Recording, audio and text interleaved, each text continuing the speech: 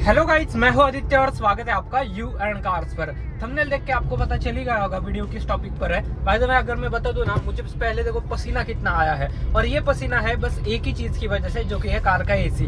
जी हाँ, इस कार का एसी बंद है। मैंने मेरे पहले वीडियो में भी जिक्र किया था, मतलब बहुत सारे वीडियो में जिक्र किया है मैंने कि इस कार का एसी बंद है। और वो बंद क्यों है मैं बताऊं कि गाड़ी का कंप्रेसर है ना, वो अच्छे से काम नहीं कर रहा। देखो कंप्रेसर तो ऑन है, यहाँ पर अगर मैं ऑन करूँ ना एसी, तो कंप्रेसर ऑन तो होता है और बंद होने के बाद बहुत जोर से आवाज करता है ऐसी घट। तो ये चीज मुझे दिखानी है कि एक्चुअली कंप्रेसर अच्छे से वर्क कर रहा है या फिर नहीं। उसके कारण मैं जा रहा हूँ मारुति सुजुकी के सर्विस सेंटर पर। पिछली बार उन्होंने मुझे बोला था कि कंप्रेसर ही चेंज करना पड़ेगा।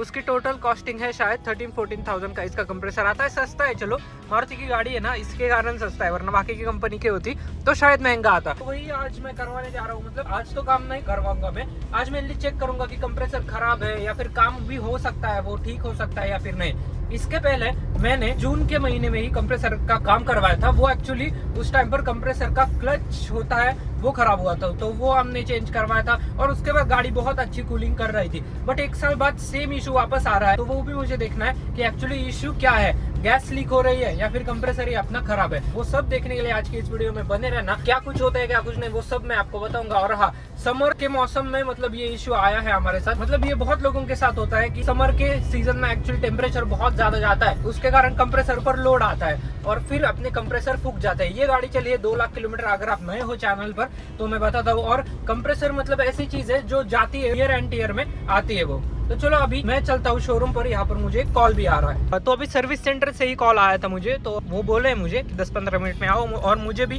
पहुंचने में 10 से 15 मिनट लगेंगे ऑब्वियसली। उधर रोड अच्छा है। और हाँ, मैं बताऊंगा आपको कि आज टेस्टिंग वगैरह करने का वो पैसे लेते हैं या फिर नहीं। मुझे तो लगता है कि नहीं लेंगे, क्योंकि पिछली बार भी नहीं लिए थे उन्होंने, तो इस बार भी शायद नहीं लेंगे, क्योंकि मैं उनका हमेशा का कस्टमर हूँ। तो उसके कारण वो क्यों ही पैसे लेंगे यार मेरे से। तो देखते हैं वैसे भी क्या कुछ होता है। गैस अगर भरनी होगी तो 1500 रुपीज लगता है उसको टोटल गैस वगैरह भरने में, और लेबर चार्ज शायद 100 रुपए या 200 रुपए उसका कम ही जाता है। तो वो भी सब देखना है कि गैस भर के होता है या फिर नहीं। इसी का टेक्नीशियन अलग बंदा होता है, वो बंदा शायद आएगा थोड़ी देर में शोरूम पर, और तब तक हम भी पहुंच जाएंगे। तो वो सब देखना। और हाँ, एक चीज मैं मेजर आपको बताना भूल ही गया।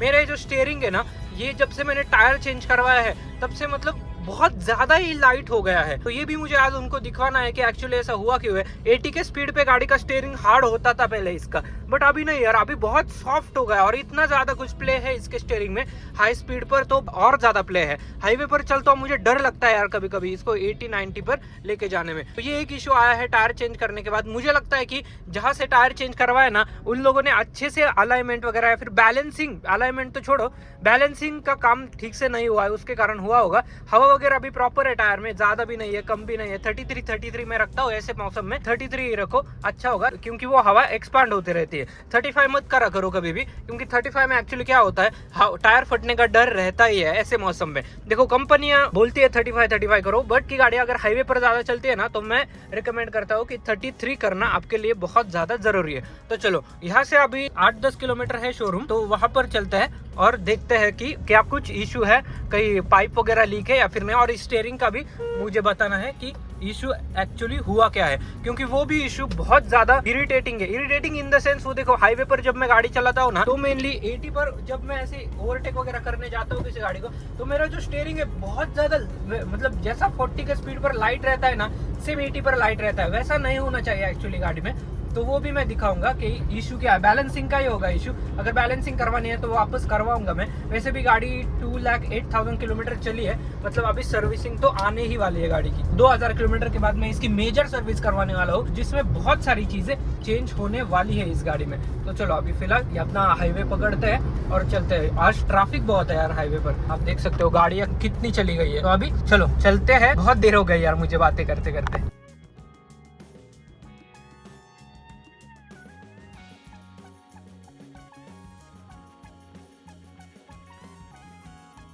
यहाँ पर देखो, हमारा हमेशा से जो सर्विसिंग का या फिर कुछ भी चीजें होती है, मैं यहाँ पर ही आता हूँ। ये मारुति सुजुकी का सर्विस सेंटर, मतलब आगे शोरूम और पीछे सर्विस सेंटर, साइड में ही नेक्सा का है। तो यहाँ पर चलते हैं फिलहाल क्या कुछ प्रॉब्लम है। अभी टाइम क्या हुआ है, 9:15। 9:15 पर मैं आया हूँ, देखते हैं फिलहाल में ना कुछ क्या कुछ टाइम लगता है। शायद यहाँ से बंद है एक्चुअली, एंट्री मुझे लगता है यहाँ से उन्होंने ओपन रखी है। तो ये कुछ है भाई, हाँ यहाँ से एंट्री ओपन है। तो चलो अभी देखते हैं क्या कुछ टाइम लगता है इसको करवाने में। तो अभी मैं निकला हूँ शोरूम से। वहां पर एक्चुअली क्या हुआ, उन्होंने सब चेक किया, कंप्रेसर वगैरह सब सारी चीजें, और उन्होंने बताया मुझे कि कंप्रेसर तो चल रहा है, बस इसका जो क्लच है ना वो गया है। लास्ट टाइम जैसे मैंने क्लच का काम करवाया था वैसे वापस, और वो मुझे बोले कि क्लच बार बार जाता ही रहेगा, तो आपको एक बार कंप्रेसर चेंज करवाना ही पड़ेगा। उन्होंने फिर बाहर एक मैकेनिक का नंबर दिया है मुझे, अगर वहां पर सस्ते में होता है तो फिर हम चेंज करवाएंगे, और अगर उस मैकेनिक की प्राइस और इनकी प्राइस सेम ही आ जा रही है तो फिर शोरूम से ही काम करवाऊंगा। बाकी वो कंप्रेसर वगैरह थोड़ा चेंज है, अलग है थोड़ा, मतलब आफ्टर मार्केट नहीं कह सकते हम, बस कंपनी चेंज है, और वो थोड़ा सा बड़ा है और सस्ता है। तो देखते हैं अभी अगर हुआ ना कंप्रेसर का तो देखते हैं। वहां पर मैं पहले कोटेशन निकालने जा रहा हूँ बाय द वे। यहाँ पर अंदर एक शोरूम है, वहां पर मेनली मैं कोटेशन निकालूंगा और फिर बाद में गाड़ी काम के लिए लेके आऊंगा। फिलहाल ऐसा कुछ है, अभी वहां पर जाता हूँ। बाय द वे ये बहुत सपोर्टिव है, मतलब इन्होंने मुझे नंबर दिया, बोले जहाँ आपको कम लग रहा है ना वहाँ करो। कोई मतलब इन्होंने जबरदस्ती वगैरह नहीं की कि हमारे इधर ही करवाओ, बाहर अच्छा नहीं होगा, और ना बाकी के शोरूम वाले करते हैं जबरदस्ती, बट इन्होंने नहीं की, ये अच्छी बात है। तो अभी चलो चलते हैं फिलहाल वहाँ पर, और मैं देखता हूँ कि क्या कुछ खर्चा आता है इसका कंप्रेसर वगैरह चेंज करवाने का। यहाँ पर ही कहीं तो होटल है, और होटल के जस्ट साइड में है उनका गैरेज। तो चलो अभी वहां पर चलते हैं। और ये अलाइनमेंट, ये मतलब मैंने से पूछा है बैलेंसिंग वगैरह, वो बोले बैलेंसिंग करवाओ और टायर रोटेशन करवाओ वापस तो हो जाएगा, और जहां से वो टायर बदलवाए ना वहां पर ही करवाओ, वो फ्री ऑफ कॉस्ट करके देंगे। और हाँ सच बात है, वो फ्री ऑफ कॉस्ट करके दे सकते हैं, जहां से मैंने टायर बदलवाए तो ये भी कर सकते थे, बट वो बोले क्यों खाली फुकट खर्चा कर रहे हो, 450 रुपए लगते हैं उसके। तो उससे अच्छा उन्होंने बोला कि जहां से काम करवाया है टायर का वहां से ही करवाओ, वो पैसे भी नहीं लेंगे, जैसा मैंने आपको बताया। तो चलो फिलहाल यहाँ पर ये होटल है, एक होटल के जस्ट आगे ही है वो एसी वाला, तो वहां पर चलते हैं और देखते हैं कि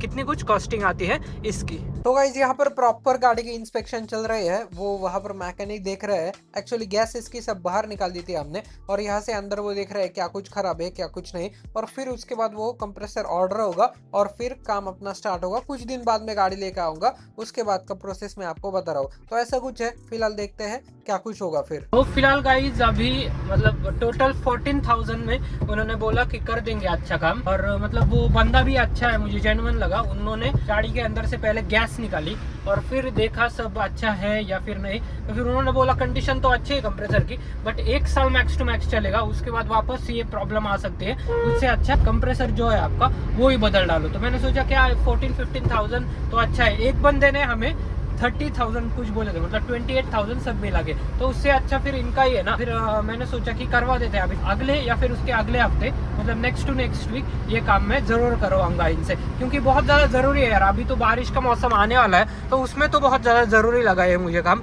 तो मैंने सोचा कि कर ही देते हैं। और सर्विस सेंटर वालों ने ही मुझे इनका नंबर दिया था, जो कि बहुत अच्छी बात हुई। उन्होंने ऐसा नहीं बोला कि हमारे यहाँ ही करो वैसा, मैंने जैसा आपको बताया। बाय द वे चलो अभी मेन दूसरा काम आता है, इसका जो स्टीयरिंग जो है ना, मतलब जो बैलेंसिंग वगैरह वो इसकी खराब है, तो वो मुझे बैलेंसिंग करवानी है, जहाँ पर मैंने इसमें टायर इंस्टॉल करवाए थे वहाँ से। तो वहाँ पर फिलहाल चलते हैं अभी, और इसकी बैलेंसिंग वगैरह मैं करवा देता हूँ। और वो जो इशू है ना वो ठीक होना चाहिए, क्योंकि 80-100 की स्पीड पर गाड़ी जो है मेरी बिल्कुल भी स्टेबल नहीं रह रही, और ये टायर चेंज करवाने के बाद से इशू आ रहा है। तो वो भी हम देखेंगे कि एक्चुअली इशू किस वजह से आ रहा है और इसके पीछे का रीज़न क्या है। तो फिलहाल मैं पहुंच गया हूँ घर पे, और गाड़ी वगैरह वॉश कर दी बाय द वे मैंने। और अगर मैं बताऊँ ना तो गाड़ी का मेनली प्रॉब्लम 1-1.5 महीने से प्रॉब्लम है एसी का, मैंने मेरे बहुत वीडियो में बताया है। मतलब क्या होता है, गाड़ी का जो एसी है ना उसका एक क्लच होता है, तो वो जो क्लच है ना अपना वो मेरा खराब हो गया है, और वो बार बार अगर मैं चेंज करवाता रहूंगा ना तो हर साल मेरे गाड़ी का एसी प्रॉब्लम देगा ही देगा। तो उससे अच्छा फिर वो लोग बोले कि कंप्रेसर ही चेंज करवाओ, मतलब सर्विस सेंटर वाले। और बाहर भी मैं गया चेक करवाया, तो वो भी बोले कि कंप्रेसर ही अपना गया है तो वो ही चेंज करवाओ। तो अभी कंप्रेसर का तो ऑर्डर मुझे 2-3 दिन बाद या फिर अगले हफ्ते जब काम करवाना है तब डालना पड़ेगा, और एडवांस जो 5,000 रुपीज होता है वो देने पड़ेंगे।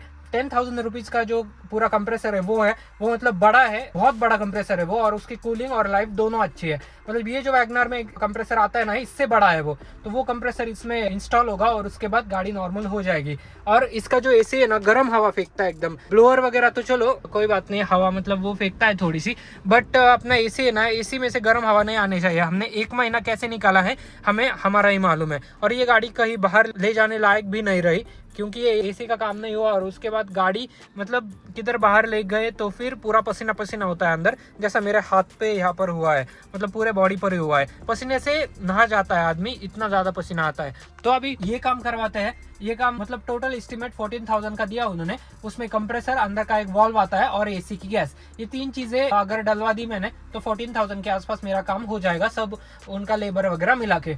यही था आज की इस वीडियो में, छोटा सा मैंने आपको बताया कि मैंने काम मतलब शोरूम का एक्सपीरियंस वगैरह और मेजर इशू क्या आ रहा है वो। तो फिलहाल मिलता हूं आपको ऐसे किसी नेक्स्ट वीडियो में। ये जो अगला काम होने वाला है ना, मैं 10-15 दिन में जरूर कवर करूंगा, तो उसके कारण इस चैनल को जरूर सब्सक्राइब करना। मिलता हूं आपको ऐसे किसी नेक्स्ट वीडियो में, तब तक के लिए देखते रहिए यू एंड कार्स।